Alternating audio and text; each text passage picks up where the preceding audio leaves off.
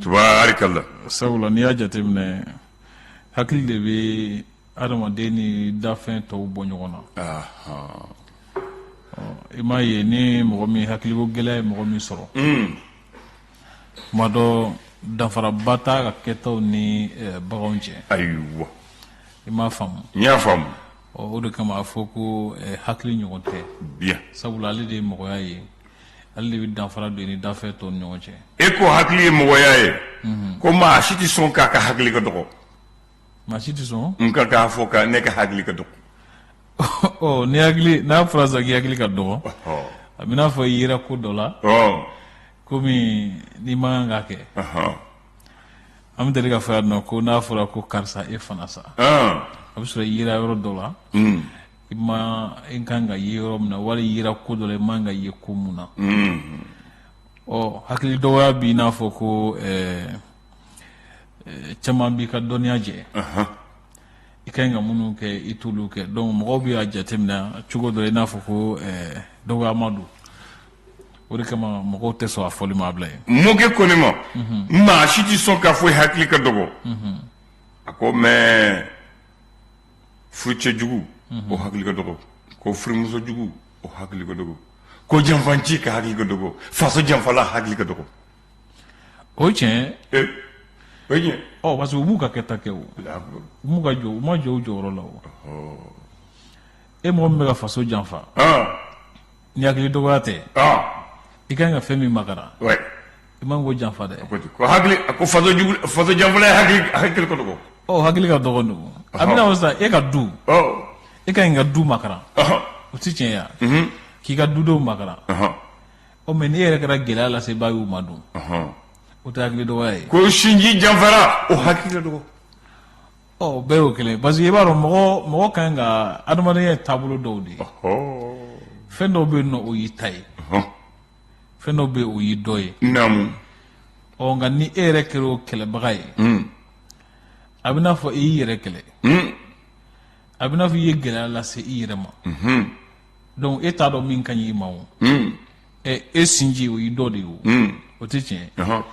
i furumuso wala i furu cɛ o y'i dɔ de ye o faso o y'i ta de ye o ou bien de i ni maa wɛrɛ jɛ don mais i ta de don ou bien de n'i kɛra gɛlɛya lase i b'a ye olu ma wala k'olu janfa don i ma hakilimaya kɛ dɛ ko maa mun kafalen don maa mun yɛrɛlen don fana hakili ka dɔgɔ o tiɲɛ sabula i b'a ye kuma dɔ o bɛ bɔ hakɛw kɔnɔ a ye bɔ hakɛ kɔnɔ kojugu bon n'i bɔra hakɛ kɔnɔ hakili la fana tɛ hakilimaya ye n b'a kun jɛni mun ye ko maa mun b'a fɔ sigiɲɔgɔn na n'i ti kɛlɛ ma n'i ti fan di sɔn ko fana hakili ka dɔgɔ o ye tiɲɛ sabula i kan ka kun sigiɲɔgɔnya la mɔgɔ kan ka fɛn bɛɛ kun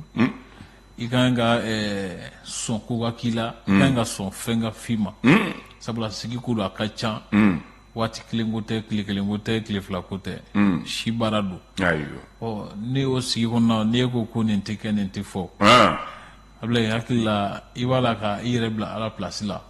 n'o tɛ a b'i kɛ a b'i fɔ i kan ka sɔn o ma o ye sigi yɛrɛ fana taalan ye tubaarikalla ala ka hakili ɲuman d'an ma amina ala k'an kɛ hakilitigi ye ala k'an kɛ hakilitigi ye k'an kisi hakili dɔgɔya ma ala ko dugawu minɛ bila ye ayiwa tubaarikalla k'a kɛ hakililatigɛ ye na hakilisigi o ka ɲi kosɛbɛ ala ko dugawu jaabi bisimila an bɛ dɔn jumɛn na bi ye ntɛnɛn ye i ko ten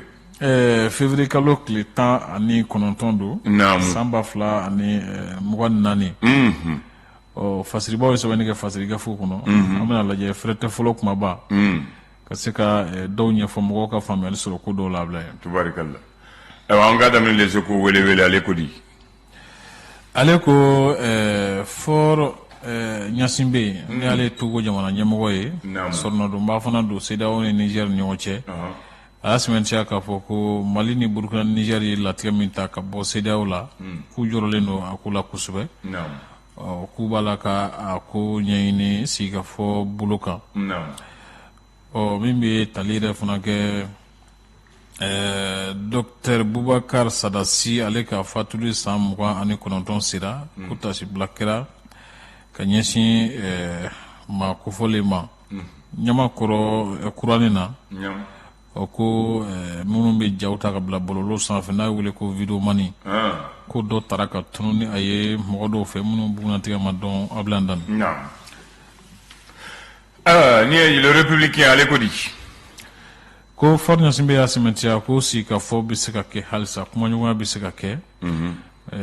AES ni CEDEAO ni ɲɔgɔn cɛ. I b'a ye fana k'a fɔ lakanako kɔnɔna sira kan jamana kɔnɔ a k'u ye fɛɛrɛ dɔw sigi sen kan min bɛ wele ko bugunatigɛ sɛbɛn min bɛ wele ko biométrique souverain ko système de biométrique souverain k'u y'o dɔ sigi sen kan min b'a to an ka kunnafoniw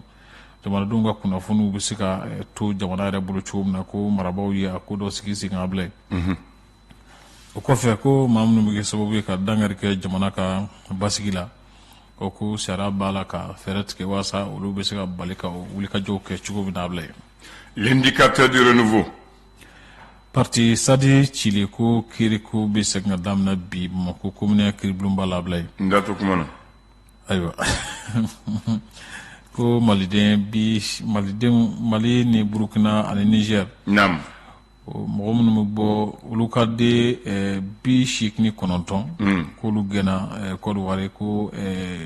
dalu jɔnjɔn ma di k'a fɔ ko kun bɛna u y'u gɛn ka bɔ jamana kɔnɔ. O kɔfɛ i b'a ye k'a fɔ ko Mali samatasegiw ka jalatigi Amari Tarawele ko ale ɲagina ka sababu kɛ ko a ye kumakan dɔw ni wale dɔw kɛ kan senfɛ ko ndolaci 4 a sen tɛna se ka ye o la wa ko amani min bɛ wuli amani min ɲɛfɔ $10,000 ye ale ko a kan k'o fana sara. Ko Imam Mahamudu Diko nɔfɛnkɔrɔmadonbaw n'u jɛw tɛgɛ di ɲɔgɔn ma u yɛrɛw ka fɔ la ko jamana bɛ faratiba la o ko walasa ka se ka jamana faso kisi o ko kalanso dɔw datugulen don Sikaso k'o kɛmɛ jɔrɔkoba ye ka kɛ ni ɲɛfɔliw ye. I b'a ye k'a fɔ ko ISIKA kalandenw ka ɲɛmɔgɔyaso min bɛ wele ko comité AM k'o sigili hukumu kɔnɔna na ko polisiw kɔni ye pistolet automatique 6 de minɛ u ka sɛgɛsɛgɛli hukumu kɔnɔ. Sɛngɛlɛ n'a bɛ wele ko vert de Guinée ko ale yera wa ko halisa ko a bɛ se ka yɛlɛma an bɛ waati min ko sisan Ablaye. Yera Mopti mara la. Le Sphinx. Ale ko Sphinx. Ale y'a sɛmɛntiya k'a fɔ ko cakɛda dɔ min bɛ wele ko ERD SARL énergie rurale durable ko ale cili ko hukumu kɔnɔna na ɲɔgɔn faamuya ma na fɔ a ko taara se médiateur de la république ma n'o ye jamana sɔrɔnadonba ye Ablaye Ndane. Sunkalo ko ale b'a la ka sɛnsɛn ka na ko jamanadenw makoɲɛfɛnw seli jamana kɔnɔ ko u bɛ farati ba la Ablaye Ndane. Ko BCEAO yala ko ye marabaga jugu n'o ye colonisateur ye ale dogotu laban ye wa. Ɲininkali tɔ min bɛ yen Ablaye. A jaabi tɛ mun bolo. Lesɔɔ. Ale ko AES ye jamanaw ka minisiriw ye ɲɔgɔn ye dɔ kɛ Burukina Wagadugu. Ko ɲɔgɔn ye senfɛ i b'a ye k'a fɔ k'u ye sira dɔw sɛmɛntiya minnu ni jamana ɲɛmɔgɔw bɛna a ko lawaleyali baaraw fɛɛrɛw kɔ olu tigɛ u ka lajɛrɛba senfɛ. I b'a ye k'a fɔ ko jamana saba in bɛ se ka kɛ confédération cogo min na ka jamanaba kelen ye ko kumaw b'a la ani AES yɛrɛ kan ka baara kɛ ni sariya minnu ye ani lutabo guruma kɔnɔ ko ni u ye ninnu fɛɛrɛw bɛɛ lajɛlen sigi sen kan ko a kuma bɛna fɔ jamana ɲɛmɔgɔ saba in ka lajɛrɛba senfɛ n'o ye sommet des chefs d'état de l'AES Ablaye Ndane. O kɔfɛ coup de Mali n'o ye Mali ka jɔnjɔnba ye senna ntolaci sira kan ko Real de Bamako ni AFE ko olu bɛ gɛlɛya kɔnɔ a baaraw sira kan. L'indépendant.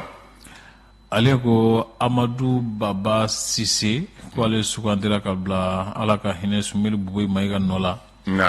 Asma ɲɛmɔgɔya la u ka tɔnsigiba min wele ko congrès o ta ko sabanan senfɛ Ablaye.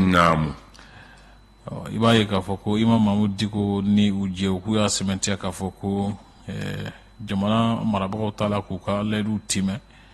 wa ko min yɛrɛ fana bɛ tali kɛ gɛlɛya caman bɛ yen nɔ sisan minnu ni olu b'a la ka jamana bila gɛlɛya kɔnɔ o de kama ko olu ye kulu dɔ sigi walasa min b'a to u bɛ se ka cɛsiriw kɛ ka ɲɛsin olu ma cogo min na ko mɔgɔ faga bingani dɔ kɛra Kaye mara la i b'a ye k'a fɔ ko mɔgɔ 3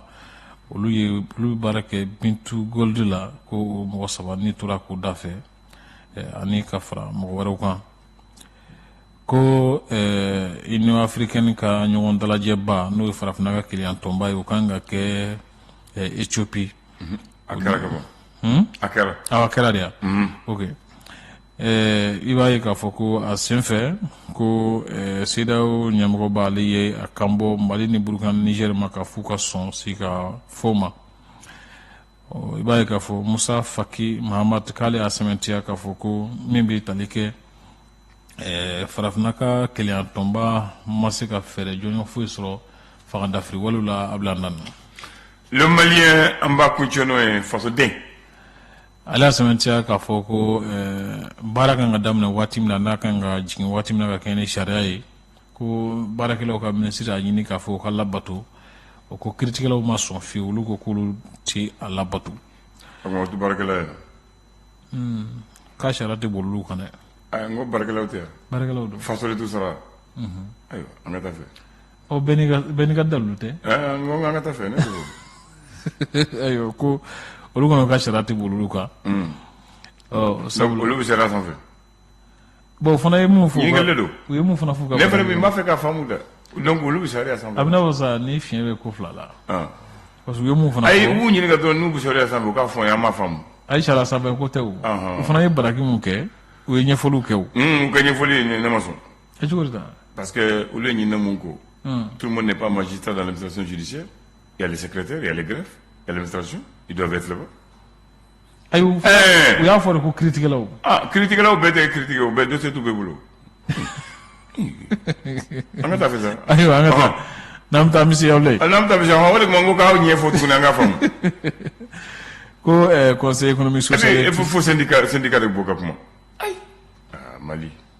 syndicat tɛ kiiritigɛlaw ye a faso Derike a bɛɛ b'i ye a bɛɛ b'i kɛ yan syndicat u b'u ka intérêt défend maintenant ko fasodenw ka baarakɛlaw ne hakili wuli fana hali ye même s'ils sont autonomes faso baarakɛlaw de don faso de b'u sara u faso ka yamaruya de la voilà an ka taa fɛ conseil économique social et culturel la ko ka tɔnsigiba wele ko 6e session ordinaire de la 5e session ordinaire de la 6e mandature tɔnsigiba a bɛ ko dun ka papier sabati cogo min na an bɛ se ka san yɛrɛ kɔrɔ o sira kan cogo min na ni baloko ɲuman o ko kuma b'a la ka taa o sira ninnu kan kosɛbɛ parti ATIR ale y'a ɲini k'a fɔ ko sariya b'a la ka ko minnu ɲɛnabɔ gɛlɛya minnu ni sɛgɛsɛgɛli minnu kɛ k'u k'a lajɛ ka ko kɛ ni sɛbɛ ye kosɛbɛ walasa fiɲɛ kana bɔ a ko la a bila dan UNTM k'olu bɛ sanga bonda la madame Keita Fatumata Sissoco a bila dan ko ale ye samara bɔ a somayɛlɛmana an bɛ dugawu kɛ ala ka hinɛ la ala ka yafa ma ne bɛ dan sigi sɔgɔma dana kunnafoni diw n'a bila yen bamanan jeudi tɛmɛnen u ye Mado ba réhabilité Mado faamaw y'a réhabilité réhabilité kɔrɔ di u ye Baɲɔ ni Karama d'a ma ka segin a ma tuguni